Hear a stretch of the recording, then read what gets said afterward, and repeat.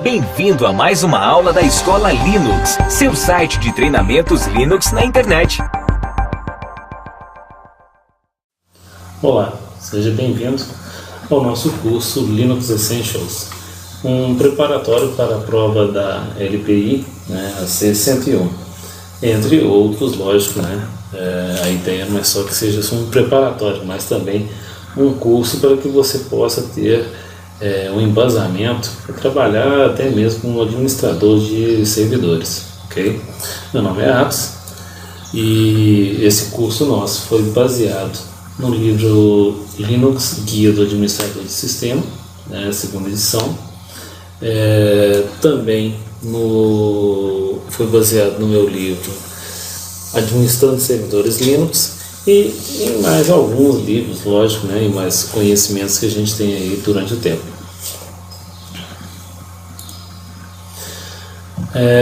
Minha formação, eu sou mestrando em administração, pós-graduado em segurança de rede de dados, graduação em negócios em telecomunicações e rede de dados, e tenho um curso técnico de manutenção de computadores há já algumas décadas. A experiência profissional: administração de redes, servidores e serviços, infraestrutura física e lógica de redes, aproximadamente uns 35 anos que eu trabalho na área. Como professor há 15 anos, leciono matérias relacionadas a banco de dados, sistemas operacionais, principalmente infraestrutura de rede, que também é o tema do meu segundo livro, Big Data e Infraestrutura de Redes. A pauta ou nossa ementa será entender a estrutura do sistema operacional, descobrir as funcionalidades do shell, executar os primeiros comandos no sistema, entendendo a estrutura Linux, toda a estrutura de diretórios do Linux, qual é a funcionalidade de cada um dos diretórios, entender o que é um FKS, conhecer a estrutura de diretórios do sistema, descobrir alguns diretórios e suas determinadas finalidades, listar diretórios, criar e remover arquivos, diretórios também, conhecer alguns comandos importantes para o dia a dia. Então eu vou mostrar para vocês aí vários comandos, entre eles eu vou frisar aqueles que são assim, de suma importância que você conheça, porque são o seu canivete suíço para o dia a dia. Nós vamos ver aí algo relacionado à documentação, como how-to, manual, documentação, onde a gente consegue essas informações na internet, descobrir aonde podemos buscar documentação, apresentar o controle de usuários, entender o funcionamento do terminal, conhecer alguns tipos de shell, personalizar o shell, localizar os arquivos de configurações relacionados ao shell, entender como é feito o gerenciamento de processos no Linux, entender o funcionamento do /dev, diferenças entre o DevFS e o UDEV, que são dois detalhes aí que nós vamos ver por que há uma diferença, compreender o processo de montagem de um dispositivo, e os conceitos disso, testar alguns dispositivos presentes /dev, e para que a gente possa montar essa estrutura, fazer esse laboratório juntos, eu gostaria que você tivesse uma máquina virtual com 8 GB, pelo menos 2 MB de RAM,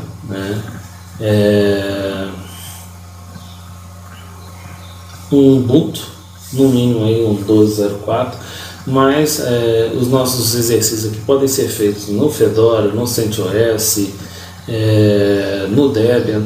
Então assim, são poucos os ajustes que tem que ser feitos, mas você vai ver uma pequena diferença entre um e outro, mas é possível fazer também em outras plataformas. A literatura seguida é essa, o Linux Guia do Administrador e também o Administrando Servidores Linux, são as duas documentações. Bom, na questão de entender a estrutura, aí, pelo menos assim, o básico, nós temos um empilhamento conceitual no Linux, que é, primeiro, o hardware. Nós precisamos de ter um servidor, lógico, uma máquina, que seja um desktop também. Em cima desse hardware, né, que é o seu processador, o seu HD, né, as suas unidades de entrada e saída, tudo entendido como hardware. Logo após, você tem aí o kernel do Linux, que é o controlador, né, aquele que vai pegar o seu pedido, passar para o hardware, trazer a resposta e te entregar. Como que ele pega isso? Ele pega através do sistema operacional. O Linux, né, no nosso caso aqui, o shell, ele vai pegar o seu pedido e passar para o kernel. O kernel traduz isso para a forma como o hardware entende, passa para ele, o hardware, recebe a resposta, faz a interpretação de novo para que o sistema operacional possa entender e passa a ele. Essa TT1 até TTY1, né, até TTY7 são as Alt F1, né? Quando você pressiona Alt F1, Alt F2, Alt F3, Alt F4 até Alt F6, eles estão ativos para que sejam terminais distintos. Então você pode logar em cada um, o que é o logar? Você entrar com seu usuário e senha, e você pode disparar programas distintos em cada um dessas TTY, né? Então é como se você tivesse aí da TTY1 até TTY6 6 máquinas diferentes, porque você pode simultaneamente, né, disparar comandos, executar comandos, programas em cada um desses. A TTY7 ela hoje é reservada para o ambiente gráfico, por isso nós temos aí o GDM em cima dele, que é o administrador da área gráfica, né, do desktop. E em cima disso nós temos o ambiente de desktop gráfico, que nós temos assim uma infinidade de tipos no mercado, né? Tem Unity, KDE e assim vai, né? Esses são os dois mais conhecidos, mas nós temos vários outros interpretadores aí, gráficos, né, para você poder trabalhar. É interessante frisar que o Linux, essa modularidade dele, né, é que dá a capacidade a ele de não ocorrer o travamento que normalmente nós vemos no ambiente Windows. Porque, como tudo está separado em camadas, quando uma camada entra em pane, ela não afeta todas as outras. Por quê? Porque ela está lá em cima. Essa camada de gráfica é muito sensível, né? Então, pode ocorrer uma pane no ambiente gráfico do Linux? Pode, né? Por ser muito pesada, ela pode sim. É menor a chance? Sim, menor. A chance de que isso trave todo o sistema, assim, quase nenhuma. Por quê? Porque ele precisaria de desestruturar tudo isso aqui, ó. Ele teria que conseguir fazer com que a pane chegasse até o kernel. Por isso há uma estabilidade maior, né, no ambiente gráfico do Linux do que no ambiente gráfico Windows. Algumas funcionalidades aí do Shell, né? No mundo GNU Linux utilizamos o Shell, que funciona como interpretador de comandos.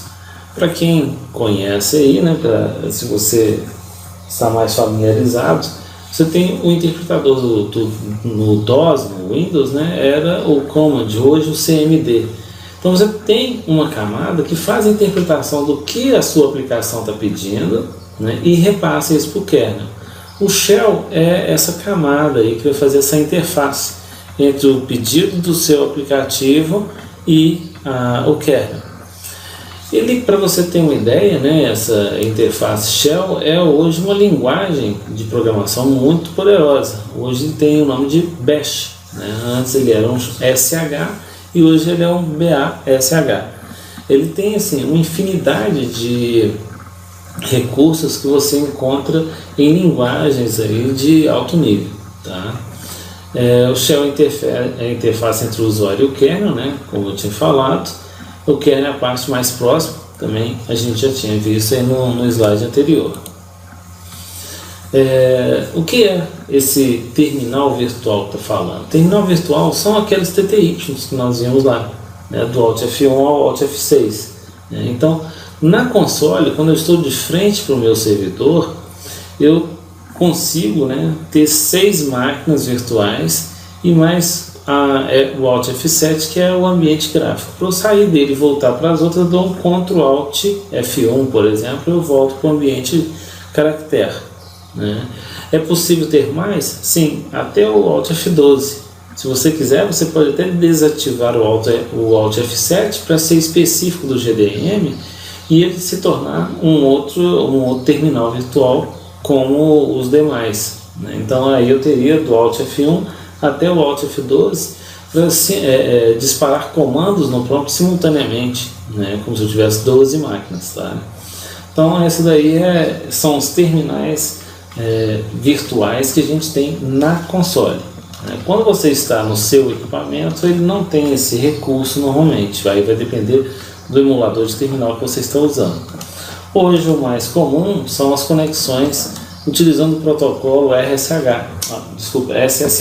né? Esse protocolo é um protocolo que usa criptografia, né? Então ele embaralha os dados para que ninguém possa lê-los, né? Aumentando assim a segurança do seu dado tramitado. Antes era utilizado o Telnet, mas o Telnet não tem essa capacidade de criptografar, então por isso o ideal é que você utilize aí um SSH. Outras formas de acessar os servidores, né, remotamente é o RDesktop, muito utilizado em servidores Windows, né, mas também pode ser utilizado no Linux. O VNC, que é uma ferramenta tipo o RDesktop, ou seja, ele me permite que eu conecte numa máquina Windows remotamente e compartilhe ou não, né, o ambiente gráfico dessa máquina. Ele também pode ser usado no Linux, eu também posso compartilhar um ambiente gráfico. Bom, alguns comandos aí básicos, né, que nós temos aí logo para inicializar, né, que nós vamos ver na prática no prompt, são os comandos de logon, né, onde a primeira coisa que você deve fazer é informar o seu usuário e senha, né? Então a forma como você entra dentro do prompt, né, que você vai para o prompt, tem que ser autenticado antes. Nós temos o histórico de comando que mostra para a gente aí quais foram os comandos que você digitou. O history é o comando que faz isso. Ele, dependendo da sua distribuição, de 500 comandos a 1024 comandos são a faixa que normalmente é configurada. Nós podemos alterar esses valores também. E o logout, que é quando você fecha a sessão. Se eu digitar a palavra logout ou a palavra exit ou as teclas Ctrl D, eu fecho a minha sessão, ou seja, eu volto para o login. Eu posso ainda, né, antes de fechar minha sessão, eu poderia também desligar o computador. Então, hoje não é muito usual, mas pode ser feito através do comando shutdown-h now, né, ou shutdown-g, e você especifica o tempo para que a máquina seja desligada. Hoje é mais usual o halt, né, pela simplicidade do tamanho da palavra. E a funcionalidade que o shutdown tem era informar a todos que a máquina está sendo desligada. Mas como hoje a prática normal não é mais o acesso via SSH, e sim normalmente o acesso via browser, ele não consegue enviar a mensagem para o browser. Então acabou assim essa necessidade de utilizar o shutdown para avisar os usuários que a máquina está sendo desligada. Então, por isso acabou se utilizando com mais frequência agora o halt. E o reboot, que é a forma de você reinicializar a máquina, né? Só que avisando ao sistema operacional que ele está sendo reinicializado. É a forma segura de se fazer isso, né? Ao invés de pressionar a tecla reset.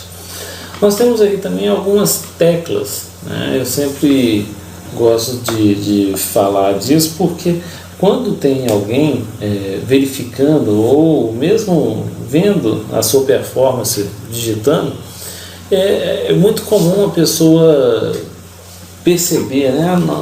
Se você utiliza as teclas de atalho, né, quer dizer que acaba dando a impressão de que você tem um domínio maior do sistema operacional, mesmo que você só conheça as teclas de atalho, né?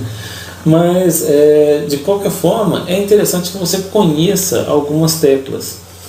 Por exemplo, de baixo para cima, ali nós temos o Ctrl R. O Ctrl R ele faz uma pesquisa. Então, os últimos comandos que você digitou, né, se você pressionar Ctrl R, ele abre uma pergunta na tela, né, pedindo o reverse. À medida que você vai digitando, ele vai pesquisando de trás para frente na listagem, né, o comando que você quer. E isso simplifica aí, porque você não tem que sair digitando praticamente assim. É possível, né, você colocar comandos com 256 caracteres. Imagina você ter que repetir isso tudo. Então, você pode utilizar o Ctrl R para fazer essa pesquisa para trás. Você pode usar também a seta para cima e para baixo, né? A combinação de ESC, seta para a esquerda, ele faz com que você salte palavras para trás. ESC, seta para a direita, salte palavras para frente. ESC, backspace, apaga uma palavra no prompt, né? Então, essas aí são coisas interessantes. Ao invés de você digitar logout ou exit, fica mais profissional, né? Se mostra mais confortável no teclado quando você faz um Ctrl D, né? O pessoal observa isso. E há outros aí menos usuais também, mas que a gente acaba utilizando bastante, né? Bom, então nós vimos aí nessa primeira parte, né, entender a estrutura do sistema operacional, descobrir as funcionalidades do shell e executar os primeiros comandos do sistema. Nós vamos ver então agora o uso desses comandos, né, de alguns comandos no prompt, para a gente começar a ter uma interação, ok? Vou usar para isso a última versão do Linux, do Ubuntu, né, o Ubuntu Linux, que no momento é a 14.04, tá? Então, só um instante que eu estarei passando para o prompt da nossa máquina virtual. Vamos iniciar então a nossa aula prática, ok? Nessa primeira parte, como nós nos slides, estaremos vendo aí os primeiros passos, né, os primeiros comandos que a gente faz. Bom, primeiramente logon, né? Eu posso, para que eu consiga fazer qualquer comando no Linux, é necessário que eu tenha autorização para isso. Eu posso utilizar o usuário root, nós vamos ver, é um usuário com maior poder no sistema, né? Ou poderia utilizar um usuário mais simples, né? Um usuário comum, não um usuário administrativo. Você observa ali que nós temos uma cerquilha, né? Ou tramela, joguinho da velha, cada um chama de uma forma, né? Esse símbolo aqui, ó, indica que eu estou como super usuário, como usuário administrador do sistema. Se eu logar nessa máquina com um usuário com menor poder, né, não administrativo, ele terá $1. Então essa é a primeira coisa que a gente já observa, né, no momento que a gente loga na máquina.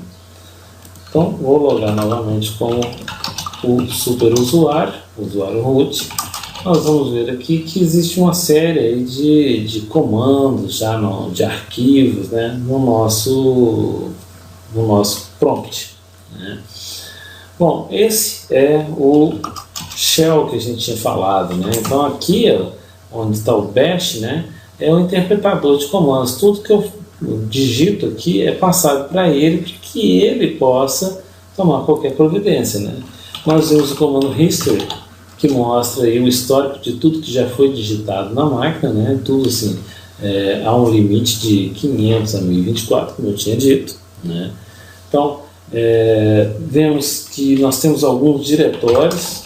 Essas cores que a gente vê aqui são praticamente um padrão hoje, né? Então, o que é diretório tem azul escuro, arquivos compactados, cor vermelha, link. O que é um link? Não é propriamente o arquivo, mas sim uma coisa que aponta para o arquivo. Então ele tem um tom de verde. Arquivos comuns tem essa cor branca, né? Por quê? Porque não é um arquivo que é executável, não é um arquivo especial, né? Então ele é um arquivo comum. Por exemplo, nós temos aqui alguns arquivos, né, que são utilizados na inicialização, né? Então eu tenho o .bashrc, que é um arquivo que na hora que eu loguei, na hora que eu digitei meu usuário, ele executou todos os comandos que estão aqui dentro para criar um ambiente, né, para que eu possa trabalhar, né, assim, gerar o máximo de conforto possível.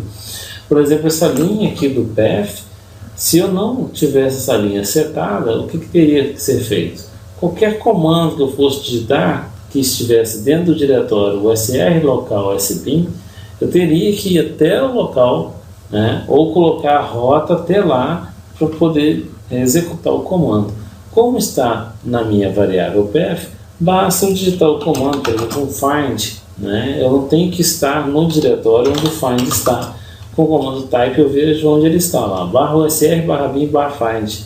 Eu teria que fazer /usr, /bin, /find, se o find não, se esse usr bin não estiver aqui, mas ele está lá. Então por isso eu não tenho a necessidade de digitar toda a rota, eu posso digitar o comando direto, find.-name test, por exemplo, né?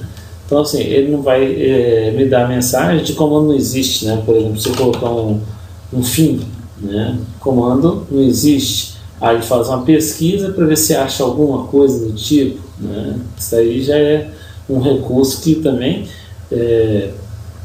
cada distribuição faz ou não esse tipo de coisa, que é fazer uma pesquisa se acha o comando que você pediu, né?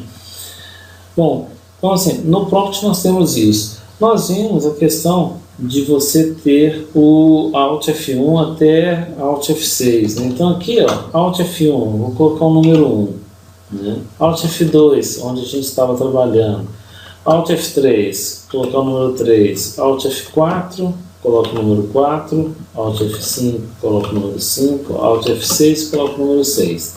Então, olha lá, 1, 2, 3, 4, 5 e 6. Eu posso, né, esse mesmo ambiente que eu tenho aqui, eu posso disparar em qualquer uma das outras.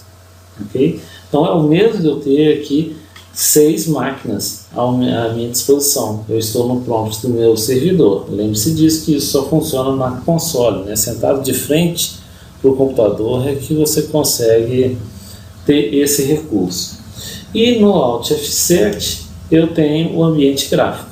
Tá? Então aí também vai depender de distribuição por distribuição. Como eu falei, cada um, né, utiliza um ambiente gráfico diferente, né? Diferente assim, de preferência, né? Porque pode ser igual com o outro, lógico, né? Eu tenho KDE, o KDE pode ser utilizado no Ubuntu, no Debian, no Fedora e assim vai, né?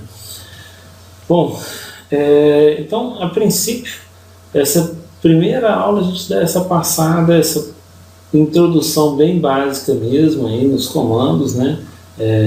Como que eu vou para o prompt, como é que eu trabalho. Ok? Então, até a próxima aula, onde nós vamos aprofundar mais um pouquinho até chegarmos aí no fim do nosso curso com a montagem de servidores, né, com algo bem mais substancial. Até a próxima aula. Obrigado.